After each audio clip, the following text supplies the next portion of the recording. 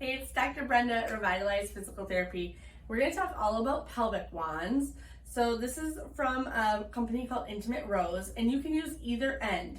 But what you're using the pelvic wands primarily for is for either the superficial pelvic muscles or the deeper. So I think this end works a little bit better for leverage.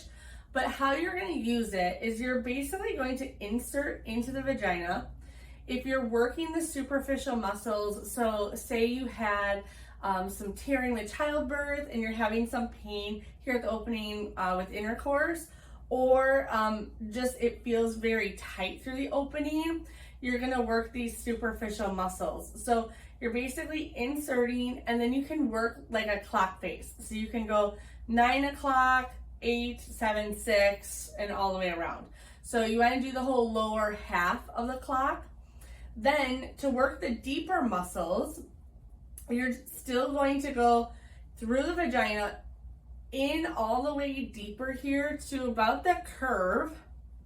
And then if you can see on the inside here, you're working these muscles. So you're going to basically try to find a tight area or a spot that maybe is tender, and just hold gentle pressure on it for about 30 to 60 seconds, and then move it to the next spot and kind of working through it. And then you can also do both sides of the pelvic floor. So that's if you're having some deeper pain, or you have issues with overactivity of the pelvic floor muscles, you're gonna work those deeper muscles.